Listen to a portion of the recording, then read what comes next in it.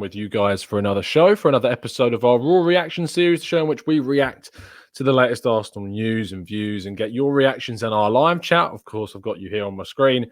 And we're going to talk about, it's all about incomings for Arsenal every single day. Is it Pepe? Is it Ceballos? Is it Tierney? And one thing that's been synonymous throughout this window is a lack of Arsenal selling these players, selling players that they need to recoup some funds for so they can reinvest in the positions that we really need to reinvest in. So thank you ever so much for tuning in. If you're enjoying the series, please, of course, give it a like. Please subscribe if you're new around here with those notifications turned on so you never miss a show. If you turn those notifications on, you can join us in that live chat. And you can see us in, you can see people in live chat now. You can see them popping up on our screen. Thank you ever so much for tuning in, people. Much appreciated. Liam Goff, I've missed you too, fella. But thank you ever so much for tuning in, people. And let's talk about the three players. So first of all, is if we have a look at what the Oracle, Mr. David Ornstein, has been saying, because obviously that's the best way to do things. So he tweeted 4 hours ago, yes, a little bit late to the party. He says, fee agreed between Arsenal and Bordeaux for Laurent Koscielny, which is up to about 5 million euros. Now, 5 million euros, considering this was someone that wanted to leave for free, I think we've done quite well. I think we've done some really good business there to bring him in. I think it's someone that we're definitely going to benefit from that money. We were going to get nothing. So the fact we're actually getting some money for Laurent Koscielny can be put into a possible deal for someone else. And it's actually Sky Sports that are saying that that they think now we're going to use that money to sort of go for someone like either Regani or, of course, Deo Upamecano. You can see there that Arsenal are hoping to replace him with either RB Leipzig's Upamecano or Juventus's Daniele Regani. Now, for me, do I think the Upamecano deal is going to happen? Well, based on this window, who knows? Who really knows whether this will happen or not? I'm really not sure. It says that Arsenal head coach tried to, on numerous occasions, to convince Koscielny to stay at the club, but sources in France say that the 33-year-old arrived in Bordeaux for a medical woe. We know that he's wanted to leave for a while. In the chat box, please tell me, do you think that he's done this the right way? For you, is now Koscielny no longer someone that you associate with Arsenal in a positive way? Because he was on the way to getting sort of a testimonial. He's been at the club so long, been our captain for so long. Do you think we should have basically tried harder to keep him? Or do you think it's the right decision, should we have got him out at this stage, that his behaviour was not good enough? But let us know in that group chat. I mean, Arian says there he's tarnished his legacy. Do you agree with Arian? Please let us know. But that's sort of the news on Koscielny. I think it's a good deal. Getting money for him is, of course, going to be extremely positive for us. But we look at the other sort of deals that have been going on as well. Not only that, but we're looking to offload a couple of players. We're looking to offload a couple of players in the form of Nketiah. Nketiah. Now, of course, this isn't a permanent deal. This is a deal which is going to be for a season-long loan. Now, supposedly, there are quite a few people in for Nketiah.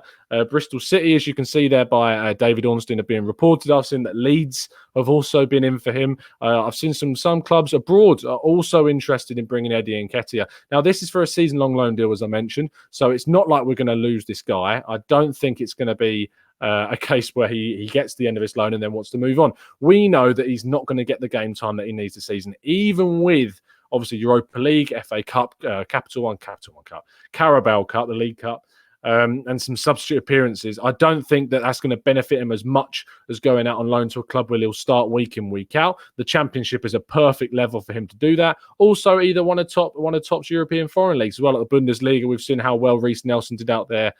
Really got some good game time, good experience under his belt. We need to bring someone that's going to do that. Ashwin says that Nketiah deserves game time, and he certainly does. We need to bring someone in that's going to, we need to send him out on loan to someone that's going to give him that game time to develop. He had a fantastic pre-season. I think what we saw in pre-season from the goals that he scored, the effort that he was putting in games, clearly showed he wants to be here, he wants to prove himself, but I think he needs to prove himself on loan at another club where he's going to get continuous minutes. Mr. Primo Vision says it was time for him to go. He knew that he was getting too off the Premier League in regards to Koscielny. Jenks not leaving, is he? Says Nicky Wilson. Well, that's the next person that we've got to talk about is obviously Carl Jenkinson. Now, Carl Jenkinson is being linked with a move away, possibly to Nottingham Forest. You can see there from the tweet from David Ornstein that Jenkinson to Nottingham Forest is talking, and it's a stage of advanced talks with Nottingham Forest. Forest, obviously, in the Championship, seen them played a few times, went to university in Nottingham, so I got to see Nottingham Forest play quite a few times. And in terms of Jenkinson, I think that's about his level. I really do. I don't think that he was ever going to stay at Arsenal on the contract. He will have to take a pay cut, I assume, because he's on really quite high wages for someone who is ultimately third, fourth choice at right back for Arsenal at the moment. There's a lot of players I'd rather see play at right back over Jenkinson. He's just not really been in any sort of contention for this team for a long time. We've needed to move him on, so now is the perfect time. Apparently, the fee is around £2 million, which I think is quite good when you consider, yes, it doesn't seem like much for someone that who's never really played for us, never going to get game time.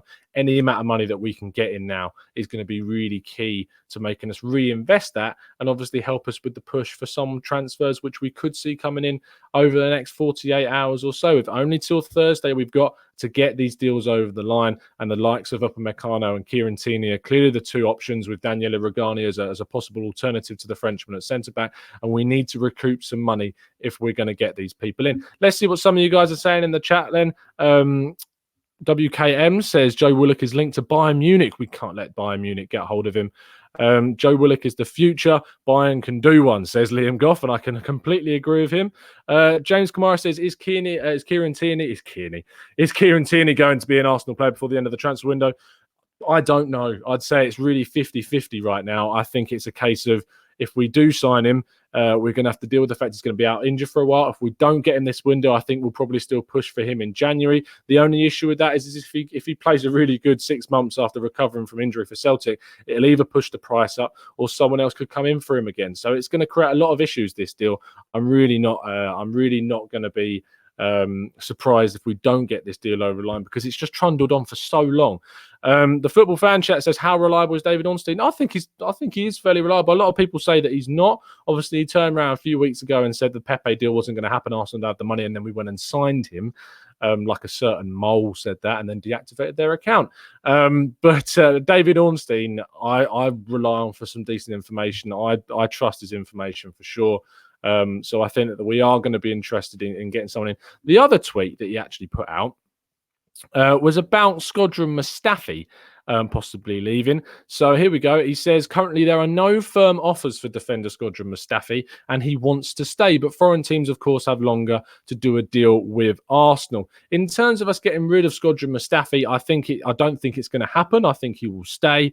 And if he does stay, I think that ultimately it just adds that extra option. It's going to disappoint a lot of people, of course, and we saw against Barcelona when he came on, he made a mistake within the first few minutes of him coming on, which obviously led to Suarez's goal. He wasn't alert enough, his positioning wasn't good enough, maybe he just wasn't up to speed with the game at the time, but you can't be allowing that to happen, especially for someone who's on £90,000 a week that we could have recouped some money for to get in someone like Upamecano.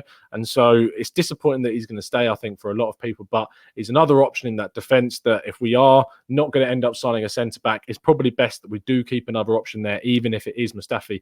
And what people have been pushing on Twitter, if you actually look at his stats, he's got more impressive stats than we're seeing from Harry Maguire. Which is insane considering United have spent so much money. I'd love to have a look at more of the in-depth stats on that during the start of the season. Maybe that's a tactical breakdown that we do compare the two of them. Arian says there, I think people are harsh on Mustafi, but the guy is truly awful. There's a bit of an oxymoron there, Arian, in what you're saying. Celtic fan sites claiming that Tierney isn't happening and Arsenal have decided to go for a centre-back, but it may be wishful thinking. Celtic are supposedly in for that Brentford left-back. I'm not sure of his name. But supposedly he's in for that. So if Celtic do sign this Brentford left back, then maybe that is evidence that this deal could be getting done. Whether or not it gets done before the end of the window or January, I'm not sure. I still think it's very 50-50. Man says Mustafi's stats are proof that we have to trust our own eyes. Yeah, I think there are cases when I do the tactical breakdowns of players, statistics are a massive feature in it, of course, and the stats can take you a long way and give you a really good in-depth sort of informative viewpoint of a player. But ultimately, you do have to make some judgments with your eyes. And with Shkodran Mustafi, that is definitely the case with him. I think he makes too many mistakes. He dives in too often. The things that you don't see in terms of statistics that you do see on a football pitch, that he makes too many errors. and ultimately we can't be having that. And you can just see it's an accident waiting to happen in certain circumstances. E-commerce says we need to tempt Upamecano with high wages. I think he will certainly be on high wages if we get him. WKM says they signed Bolingoli. They did that a while back from Rapid Vienna, but they're looking to sign another left back because they lost Izaguirre. I think he's Israeli or Honduras. So very similar flags. Honduras left back, obviously left earlier on in the window. B says Upamecano is the perfect Saliba partner and would sort us out for at least 4 seasons. Come on, Raul, make it happen. I think we have to agree with what B is saying there for sure. But let's have a few more look at what you guys are saying then. Bayern want Joe Willock now. They're always trying to poach other teams' academy players. It's not just Bayern, it's Germany. German teams are actually sending scouts very regularly to a lot of English teams, especially the bigger ones that aren't going to see their players that are very promising youngsters getting game time. It's not just Bayern that are trying to do it whatsoever. Liam Goff says no one wants to buy Mustafi. Let's get behind, because it wasn't long ago we was calling Koscielny when they were playing so well. If you remember back to when he signed, I think it was something like 22 games. I don't think it was 22 games, but we went a huge run with Koscielny and Mustafi, weren't even conceding. So that's certainly something that we need to take into account. Oscar says that Mustafi doesn't have the concentration level to succeed at Arsenal. Aaron says, I can see the Tierney deal happening. I can't see it happening. Payne kicking the ball around sounds like it could be a nightmare. Regani is a more likely deal. Saliba and Regani has good potential. I think a lot of people in terms of the Daniele Regani deal are dismissive of him because they've watched a few of the videos. They've seen that he's made a couple of mistakes here and there. Good friend of mine, Harry Simiu, obviously Chronicles of a Gooner, go check him out, says that he's not too keen on him, makes too many mistakes. But from watching him when he was at Empoli, he was one of the best Serie A left backs in the league by far. He was a fantastic player. It's the reason that Juve signed him. And the reason why he's gone down and he's sort of declined a bit is because he's simply not got the minutes at Juventus. Yes, last season he got more of an opportunity, and I think he performed quite well in some of those games. He made mistakes, but he was still raw at the time. I know he's 24, 25 now, and he needs to improve, obviously, at that age. But he's not got the minutes that a 24 or 25-year-old needs to get onto top form. So for me, Regani is someone that could come in, really get a few more minutes under his belt and improve at Arsenal. On 1999 says 96 appearances in 5 years is worrying. And yes, I agree with you, it is worrying. But it's certainly someone that we could get in. Let's see what Get Out Stan Kroenke says. Arsenal will either finish 4th or 5th this season. Season-ending injury to any of our main players will result in Arsenal finishing at 6th. Interestingly, Arsenal's depth. People are saying that we need to sell the likes of Mkhitaryan. We must sell Mustafi even if we don't bring someone in. These are the type of players that we do need to keep. If we don't sign anyone else, keeping Mkhitaryan in our books adds depth into a position. I thought we had a strong pre-season. I'm not really behind this idea that we should be selling Shkodran Mustafi whatsoever. So I'm very behind the fact of keeping him in the side. In fact, if you look at the tactical breakdown we did in terms of formations, Mkhitaryan coming onto the pitch when we're in a position where we're leading games actually adds a lot more defensive security than obviously having the likes of Pepe or Nelson on the pitch. So I'm very much in favour of keeping Mkhitaryan in the team. I think he adds a lot more than what we need. Ashwin says Tarkowski is a possible option for us to bring in. Tarkowski obviously at Burnley, England international. If you're looking at Harry Maguire going for 80 million, Tarkowski is going to cost you a lot of money, and I'm not sure if he's the guy to take us forward. Maybe he is, but that Premier League premium for me is something that really puts me off bringing him in. Christophe Ranier says, will we bring Mustafi out of Mertesacker out of retirement? I think that's wishful thinking. But I actually think Mustafi got a fairly bad rap when he was in the Arsenal side. Yes, he was slow, but his positioning was way better than plenty of the defenders that we've had in the team. It's certainly someone that we miss. If we get in Upamecano equals top 4 at least, says Gumbeminga. I think that if we were to sign Upamecano, top 4 is a minimum. We should be pushing for trophies for sure, possibly even challenging for a possible top 3 finish. He would transform our defence, in my opinion. He's just someone that I think we definitely need to invest in and bring in moving forwards. It's a no-brainer for me. Let's see what some other guys are saying. Willie Scales says, let's address the striker position, Tom. Obviously, losing Nketiah means that you possibly lose a little bit of depth in that role. You've got Lacazette, you've got Aubameyang. Pepe can play as a central striker. Martinelli has also played more centrally as well. So I think actually, when we see the Europa League, Martinelli, I think, features very highly in Emery's plans. I think we're going to see Saka play on that left wing, Nelson play on the right wing with Martinelli more of a central role, possibly. I think that's a front three that can deal with some of the more Eastern European teams of lesser quality that we'll probably get in our group stage for the Europa League. And a front three of Saka, Martinelli and Nelson with some experienced heads and possibly Mkhitaryan behind him, Xhaka, giving Guendouzi a few more minutes. I think it's important that we do that. And I think it's important that we see those three develop in that competition and we use them. So I have absolutely no issue with Nketiah going out alone because I think we've got the depth in the side to replace him if we need to. Martinelli really excites me. Willie Scales there says that Martinelli looks amazing. And I think I can only agree with what he's saying. The Brazilians look really bright since coming in. He was so close to getting that goal against Barcelona where he hit it on the half volley. If only he had got that in, that would have boosted his confidence and could have possibly won us the game. And that could have been huge for him. Y Lau says, should Mavropanos be given any game time? I think he should go out on loan is my judgment on that, especially if we're not letting Mustafi go and especially if we don't bring someone else in. I think Mavropanos needs to go out on loan, get some regular game time. He looks extremely raw. He's promising for sure, but he's looked extremely raw in the games that he's played. Jack Perry says, on the bright side, the Europa League this year is hugely beneficial for our youngsters coming through. Agreed. That's what we were just talking about. Average says, how confident are you on Upamecano transfer? How do you rate Regani? I've heard mixed reviews. It's 50-50.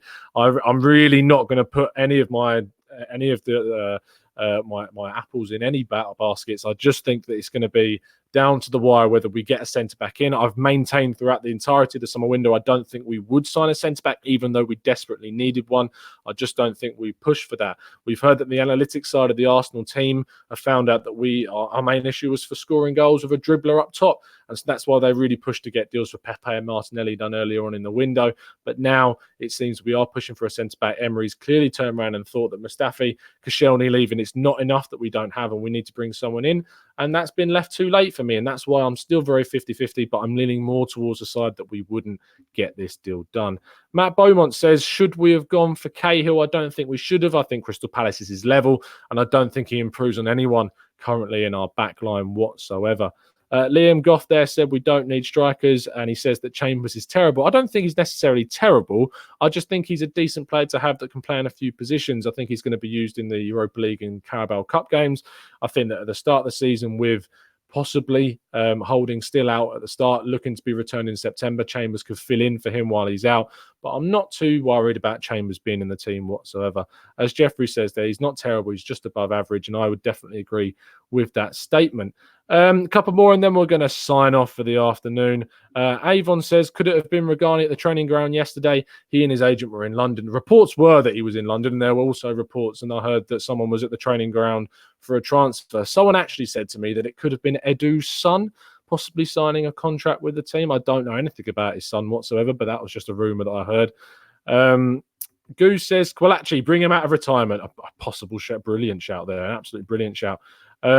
Molinier says Jonathan Tah would have been a great shout. No one's really been linked to Jonathan Tah, which has surprised me quite a lot. And Sean Holloway says bring back Martin Key, and I think that's probably a nice place to finish the show. If you've enjoyed this, please, of course, give it a like. Please subscribe if you're new around here. I'm just going to type this in so you can all see it. I hope you're enjoying the new show in terms of you seeing all the comments that are coming up on the screen. The engagement of you guys has been fantastic. Over 400 of you regularly live when it's just me talking. Of course, when we do the podcast, I might as well tell you now, I'm on holiday next week, but that doesn't mean that I'm not going to be putting out content. I've absolutely bickered with the missus about this, but I'll be going to get content out for you guys. Don't worry. There'll most likely be a podcast on Monday, but I still need to confirm that. Not sure on the lineup. So that's that. There will be tactical breakdowns of the Newcastle game with Graham and with Drew. So stick around to see those next week as well, probably a couple of days after the Newcastle game. On Thursday or Friday, we're going to begin a new show, which is going to be going out about 2 days before each match throughout the season. Well, I'll be doing a Q&A style show with a journalist from the opposition. The show's called Eyes of the Opposition, and we're going to get a viewpoint from a journalist or writer of an opposition team. Liam Kennedy's going to join me, who's a writer for Newcastle, and he's going to be joining me on Thursday and Friday. It'll be a pre-recorded show with edited so that you get his answers to my questions, and you'll be able to get all the information on Newcastle. He was also at the Nketiah Newcastle game in which William Saliba played, and he had some really good things to say about William Saliba. So do tune in to find out everything about Newcastle for the weekend, how Newcastle fans are feeling about Arsenal as a prospect. And obviously that's going to be really exciting for you guys to listen to. Thank you ever so much, guys, for tuning in. Stay, of course, tuned into the channel. Go watch some of the old episodes. We've done plenty over the summer for you to look at. But if you've enjoyed it all, please subscribe with those notifications turned on so you can join in with this chat and get your comments on the screen and get involved with the discussions. As always, up the Arsenal. I'll see you again very, very soon. Enjoy the rest of your day. See you later.